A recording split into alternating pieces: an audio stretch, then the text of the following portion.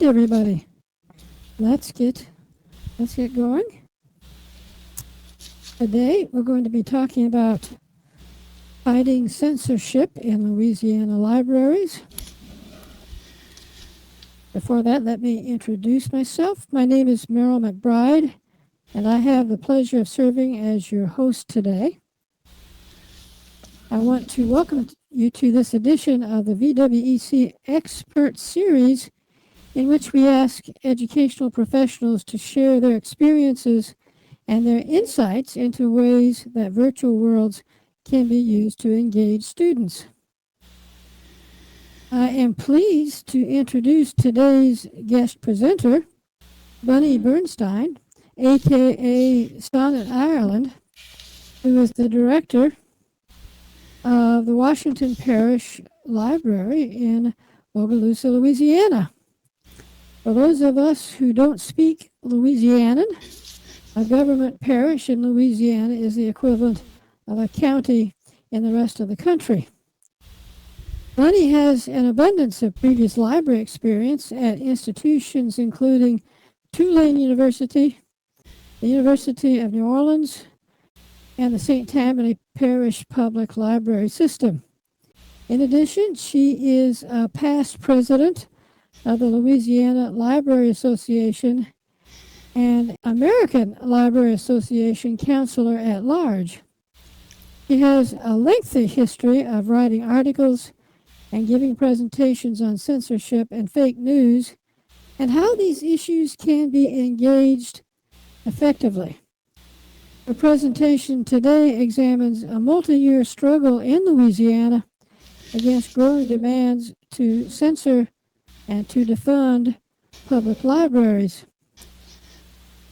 Please be advised that this presentation will be recorded and streamed on YouTube and fully captioned.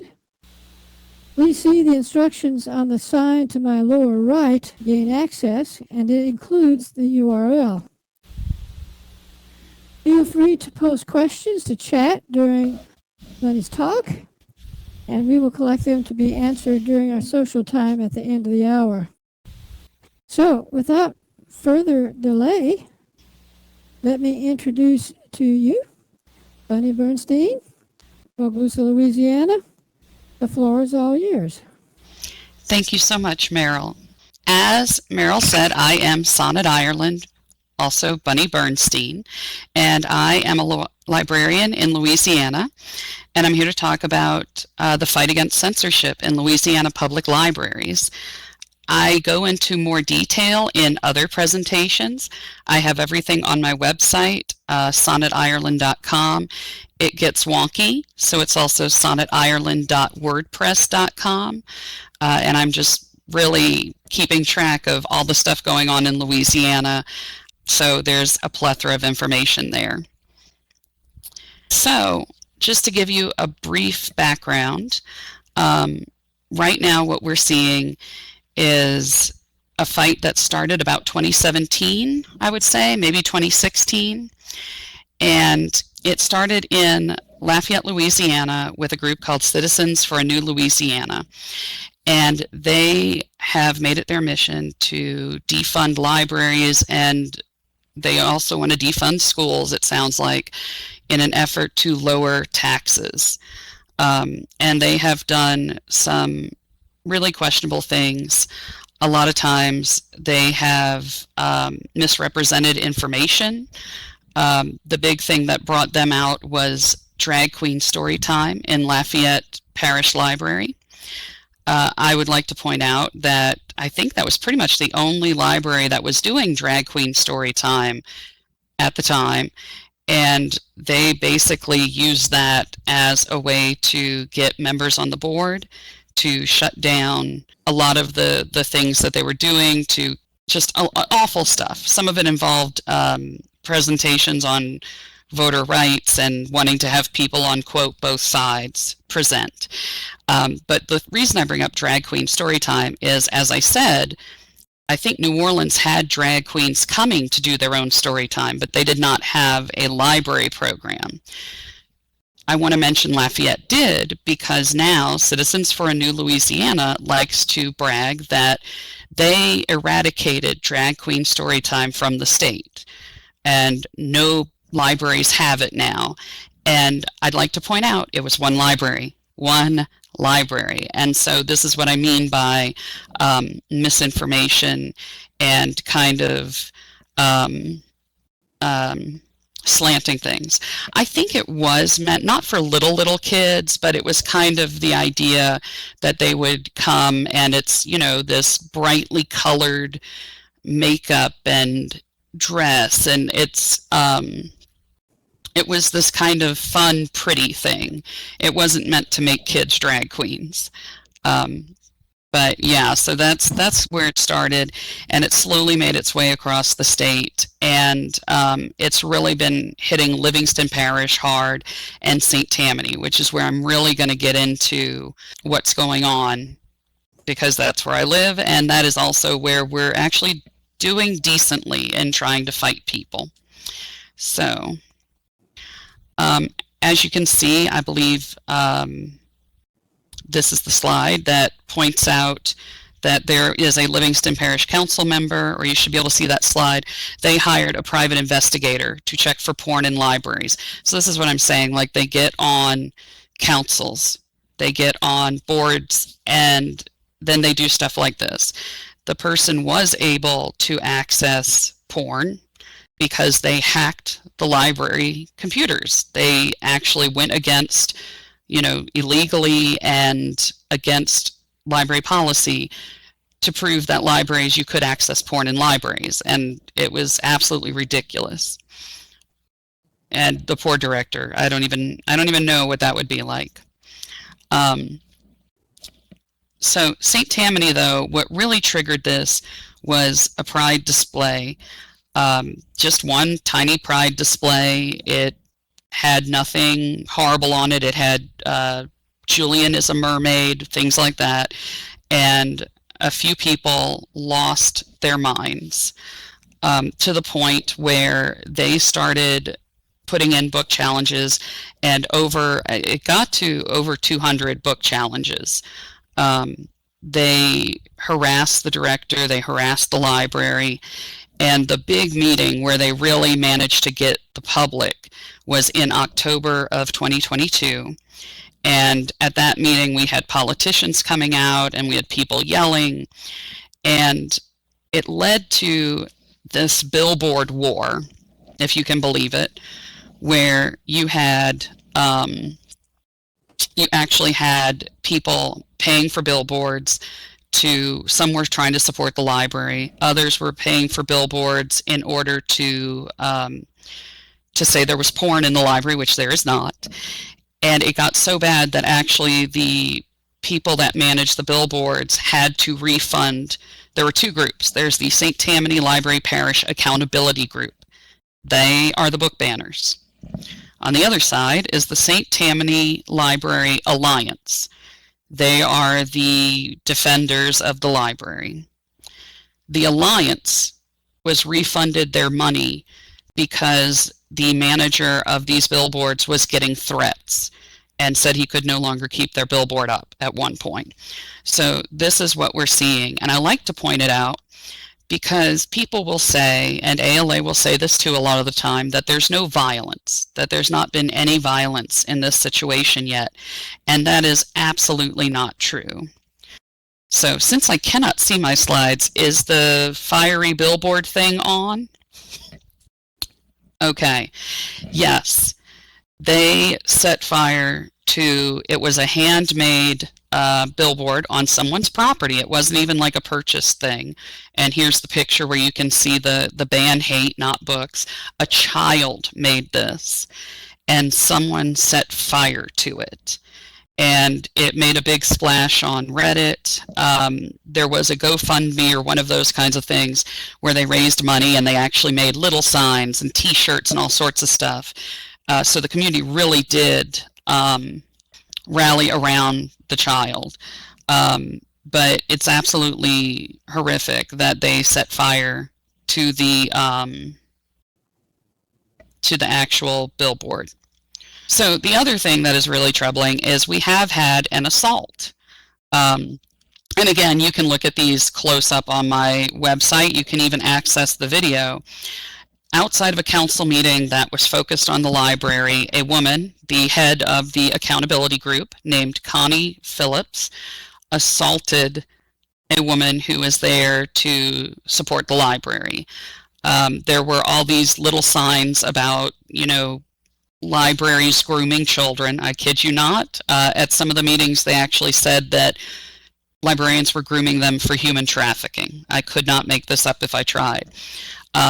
And so some of those signs were on public property illegally.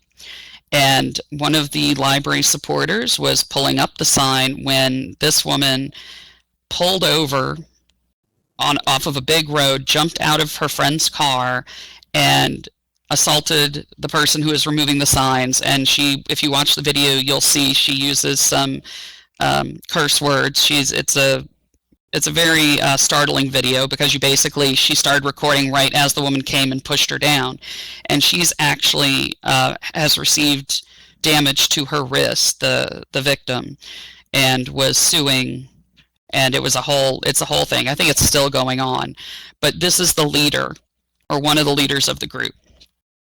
The group did manage to get some of the board members removed, saying that they were not preventing the library from having questionable materials. I would like to point out the questionable materials are all LGBTQ plus titles. Some are titles by Toni Morrison. So, I guess they're not all, but they're all either people of color or LGBTQ plus titles, many of which are in the adult section, most of which actually. The ones who are not are things like the Pride Puppy book. I think it's a little story time about a puppy and has a rainbow bandana or something. I'm not a children's librarian, so I barely know about these things. I only know because people are trying to ban them. So this is what they've been going through. They were removed. They did sue to say that they were removed as a part of discrimination. They have lost that lawsuit, but the upsetting part is the reason they lost it is there was a recording of a privileged conversation amongst council members because one of the accountability group, one or two of them, got on the council, and they actually discussed discriminatory actions, but it's considered privilege, which my thoughts were, if you're planning to break the law with your lawyer, I thought you lost privilege, but I have not gone to law school. So, getting into the statistics, just so you can get the full picture, that big blue part of the circle, let me know if you don't see a pie chart, that is Connie Phillips. She is literally responsible for 76% of the complaints. So it's not half the people in the parish. It is like a handful of people who show up to every meeting and who are essentially spamming the government and spamming the library and the board. It is not a majority of people. And I equate it to calling 911. If you call 911 repeatedly and there's nothing wrong, you would be held accountable for that. And that's essentially what she's doing, but it's with the library, so there's no real repercussions. This slide shows this one is from a year ago, so it's 212, and there's some fluctuation there, but 161 were from Connie Phillips, and the cost at this point in time, which was probably mid-2024, mid or early 2024, the cost to the library was over $70,000. Because they have to make copies of all the PRR, the public records requests. They have to make copies of all these emails and things that they have to then hand over to the people, and the time to review the books, the time to pull the books from the shelves. In the beginning, they started the review process, and it was not long before the accountability, the book banners, pushed for the library to put the offensive books behind the circulation counter. So you know, there was every time the library tried to address a concern, they moved the goalpost a little bit further. They reported books that weren't even in the collection.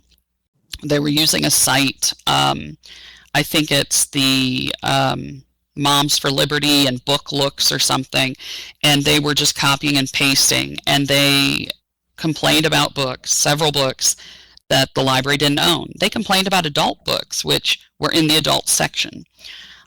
So it really was getting out of hand, and it's still going. Have some more of the graphs. One of the Alliance people is really good with this stuff, and so he showed just how bad it got. So, okay, it wasn't even 2024. We're in mid-2023, and it's $70,000. But, you know, we don't want to waste money on libraries. Anyway, I'll try to hide the bitterness in my voice. This is not normal. This is not a concerned parent. From my understanding, I think it was in the 80s, there was a lot of book challenge, you know, trying to control what people read. But back then it wasn't organizations. It wasn't an organized, concerted effort with the purpose of removing books from the library, multiple books from all libraries, preventing adults from accessing all of these titles. It was someone having a concern about a particular title. And whether I agree with that or not, I have a right to be concerned.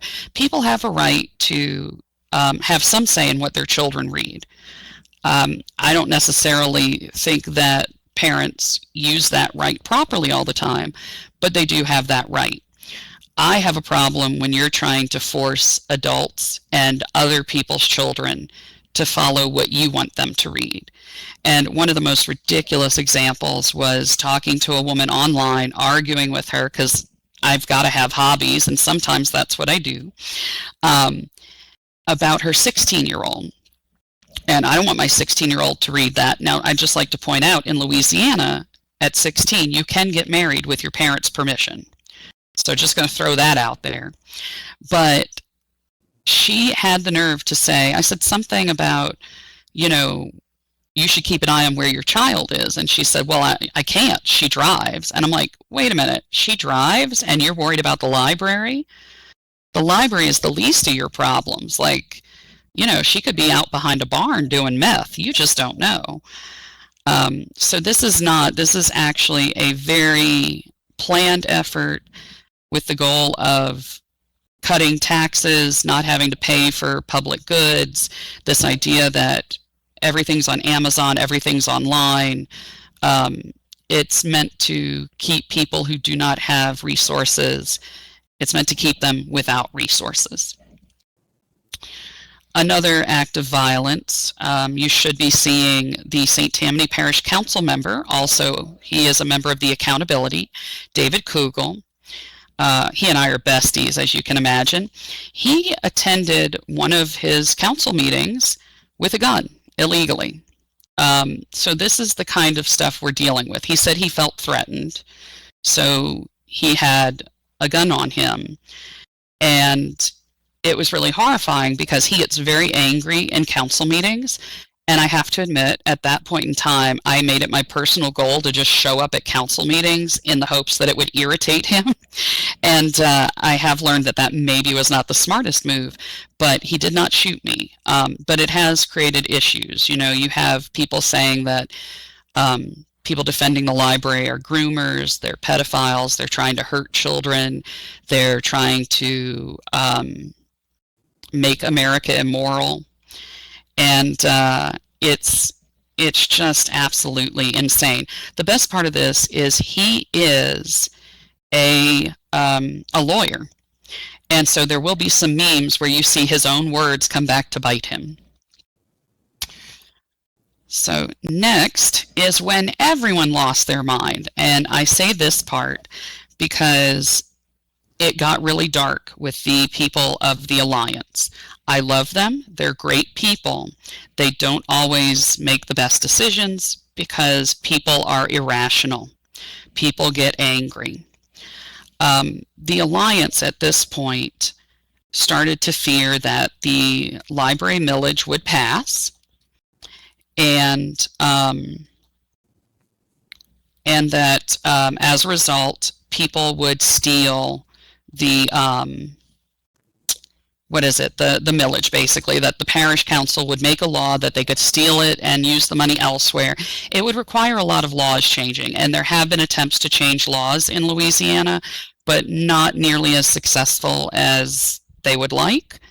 And also, that's that's going to take a lot to happen. So members of the Alliance, not all of them, but several, decided they felt it would be better if there was no library instead of a censored library. This was horrifying, because getting a millage back is very difficult.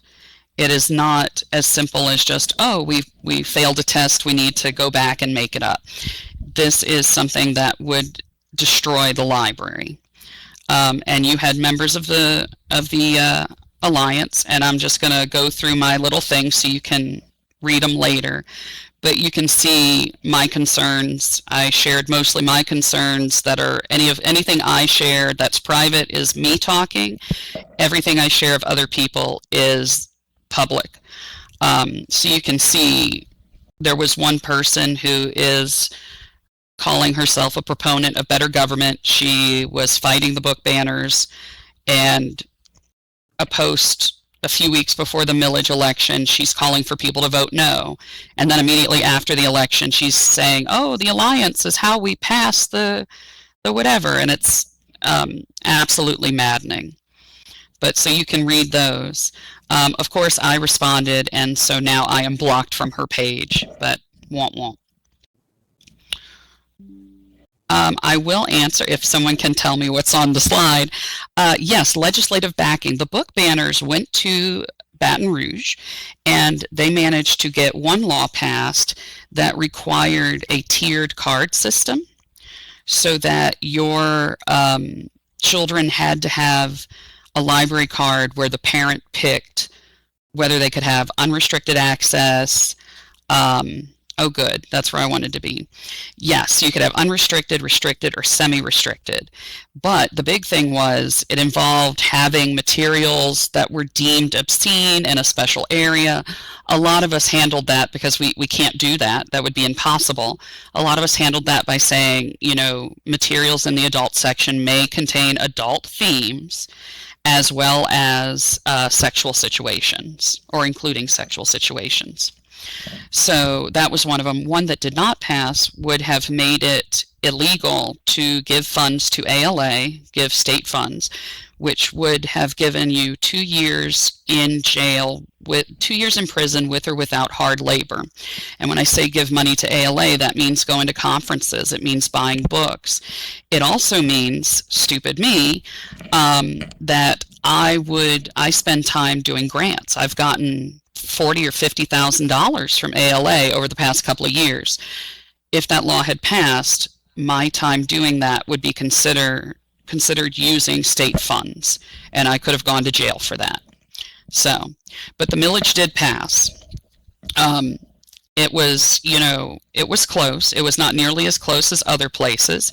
Right now, you should be seeing the fact that West Baton Rouge did not get their millage renewed. They lost by a tight margin, but not tighter than the Iberia Parish Library that won by 88 votes.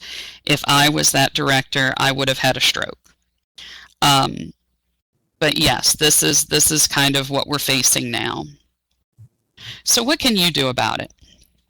Well, attending board meetings, council meetings, Friends of the Library meetings, showing your support for the library in any way you can, whether that's going and checking out books, whether that's going to programs, whether that's writing op-eds, talking to your community leaders, any of that. Use any connections you have to explain what's happening, because I will tell you, not everyone gets the same news. That's something I'm also working on, and a piece about that, because we don't all have a common news source anymore. So you can say, well, they obviously know it's happening. No, they don't. If an Iowan library catches fire, it's in my feed. I will know about it. If there's a cute event in a California library, Google knows this chick digs library. She's going to want to know about it. So my feed is very different from my husband's feed, which is mostly Star Wars and nerd stuff and cat videos. He and I have the cat videos in common, I will admit. But use those connections to tell people what's going on. You know, join local groups that are fighting it. You know, see what your talent is, and absolutely do vote for your library. So identifying your unique talent and causing good trouble are what I'm really going to focus on. I will show you that the Alliance did a few challenged book festivals where they gave away banned books, and that was really great. Brought a lot of eyes to the whole situation. But when we're talking about good trouble, the slide you should see now is Landry's Protecting Minors tip line. Let me know if you don't see that. He was our Attorney General at the time. Now he is our governor. He actually he created a tip line as Attorney General for you to report obscene materials in the library. He got spammed. In fact, multiple somebodies put the entire Bee movie, you know, the movie about the bee, I think it had Jerry Seinfeld in it from 1,000,000 years ago. They put that in there multiple times. They also put Ya Mama. Is it showing now, the tip line? It's just the headline that they spammed the tip line, which was absolutely delightful. But some other good trouble is the Accountability Project. At the time, you could report people for copyright infringement. I have not seen that option on Facebook anymore. But at the time, you could, and I needed a new hobby. And so the accountability group would post pictures from the book and accuse the library of having obscenity and porn and whatever. So I would go through their feed and I would report all of those images for copyright infringement. And it got to the point where so much of their stuff was taken down, it absolutely ruined their page. So they had to create a new page, which had some weird name. And I'm showing you this, if y'all can see the Facebook group names. I actually don't know which one was the right one. It was so confusing because while they were doing that, other people created satirical sites. And so they actually had like tons, and they had tons for the guy who was running for council, where they made it hard for you to get to the right one. So that's what I'm saying about good trouble. It's just looking at things in a way and finding a way to do one. Oh yes, I forgot about that. Like literally one had a picture of a Trans Am with the trans pride flag as its paint job, and they posted it and said, now that's what I call a Trans Am. And it was just funny. We just enjoyed, you know, basically ruining these people's hobby. We also had book complaints. Now, normally I am against censorship. I am absolutely against censorship, and I am against challenging books. However, all the books were going behind the circ desk, which meant their side was getting what they were wanting without us being able to do anything. And so at that point, I looked at the situation and I said, yep, that's the one. And I said, if people want to start challenging books on the other side, now's the time. Because at this point, there were 200 books behind the shelf, behind the counter. If we started doing it, then you have the system breaking itself because they can't possibly put all the books behind the counter. The staff are already miserable. My suggestion was do not challenge the Bible. That is a very long book that everyone has to read to say whether or not it's obscene. But you can challenge children's books that have the Bible or whatever. And so this one was my favorite with the Jesus wasn't white. You know, some of the imagery is violent. Stuff like that. Memes are my special area. I really like to make memes, which when this first started, I took every conservative person who had any quote about banning books and I made a meme about it, because they don't believe me, but maybe they'll listen to Reagan or Scalia or, you know, whatever. My favorite is the flag one that you should be seeing right now, because it actually got a lot of my relatives to like it. I come from a very military-oriented family on both sides. We've served in pretty much every war since the beginning of the country. We've had at least relatives in each one, and we very much support our troops, which means I support my black troops or our trans troops, our gay troops, our dreamer troops. And oh boy, you do something like that, you kind of mess with people a little bit, but you get them thinking. Here is where Kugel's line came to bite him in the butt. When it came to doing something with the library board that we fought against, he said this exact quote: "We don't get to pick and choose the laws we follow." Ironically, that is the exact meeting where he had the gun in his duffel bag under the counter. Yes, it was in a duffel bag. At points, he had the duffel bag slung over his shoulder. So I felt really good finding out that this man was armed.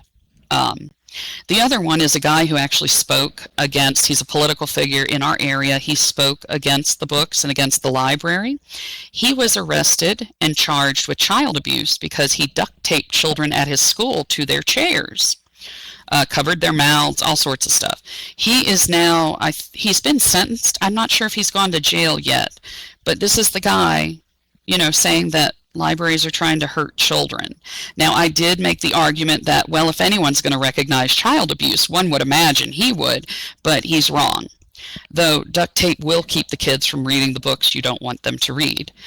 And that should give you an idea of my sense of humor. So now you should be seeing that the fight is still raging on. We recently had the Hate U Give reviewed again. It was reviewed and it was determined to not be obscene, but that the racial topics were unsuitable for children.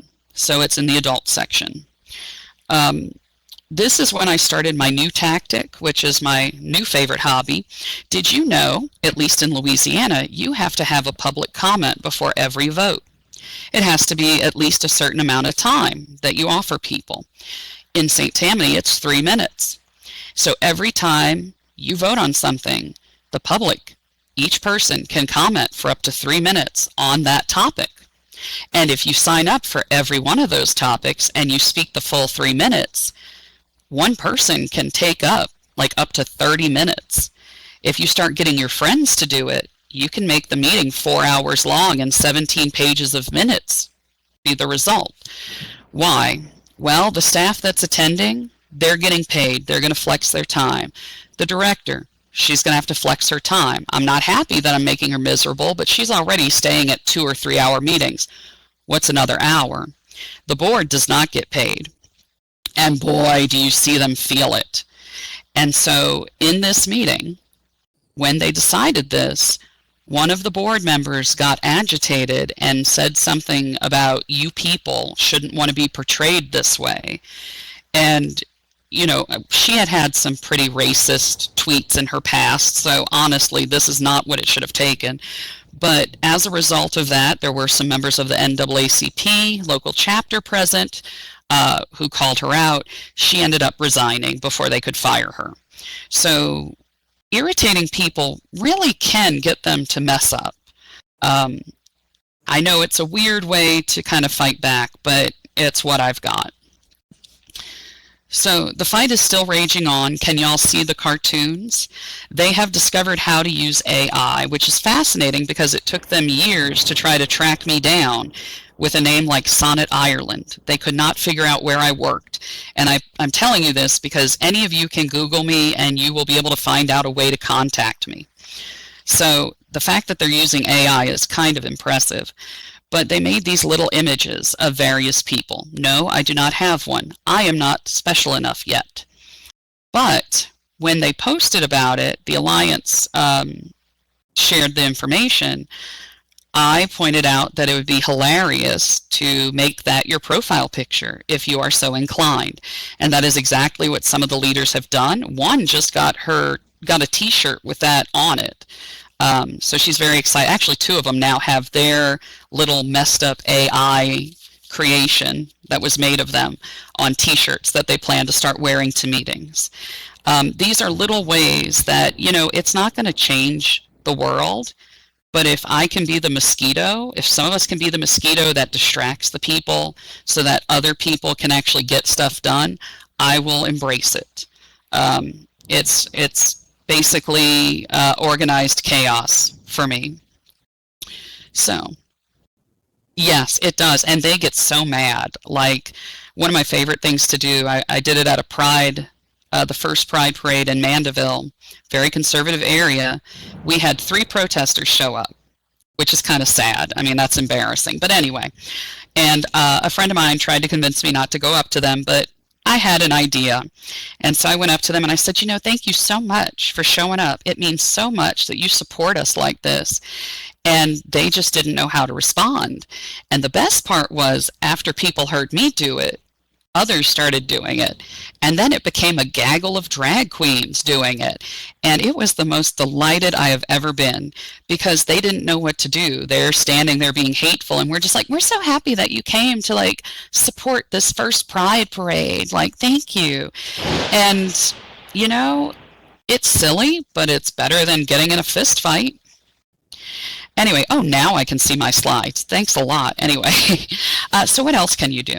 There are ways to get help. Unite Against Book Bans. That's mostly getting entities to say they are against book banning. The Office of Intellectual Freedom, every library, Freedom to Read Foundation, all of them are really great in terms of helping you. I will say, though, their statistics are wrong. The Office of Intellectual Freedom requires you to enter each challenge over and over again. You're supposed to enter it line by line. There is no way to upload it. It's just a nightmare. So you can imagine no director is taking the time to enter 212 challenges into a system like that. So any statistics you see, know that they are worse than what is being shown, because a lot of people don't know or understand or believe what's going on in St. Tammany because ALA doesn't have a form about it. And it really comes down to who's going to fill out that form. So these are helpful places. I encourage people to find ways to support their libraries. If you do not work at a library that is being targeted, you have way more power than anyone else. Me being in St. Tammany and working for a library outside of that parish, and knowing how libraries work and knowing how St. Tammany Library works, means that I can say things the board can't when there are good people on the board that need to defend themselves. It means I can say things the director can't. It meant that when the accountability people were acting up and the president didn't know what to do, because do I bang my gavel and get accused of silencing them? Or do I let them go? Someone like me starts yelling out, "Watch your children," and arguing back with them. And suddenly the board president has the freedom to say, hey, calm down. Because she's not yelling at them. It looks more like she's yelling at me. And that is what my purpose is. It's really hard because I have recognized that my goal with this board right now is to be disliked. My job is to get up there and rile them up, and that is what I do as much as I can. And it's not always fun. It's not always pretty. But that is what I do. And also report to you guys what's going on. So that is the gist of it. I include this really terrible quote that someone wrote about me online in a politician's page when I asked them about an issue. And I screenshot it before he deleted it, and I just think it's hilarious, and so I put it on all my things. And that's my cat Fuji. She does occasionally wear clothes. So I tried to get questions in the chat, but if there are more, please let me know. Thank you very much thank you very much, Bunny. This was a very interesting presentation.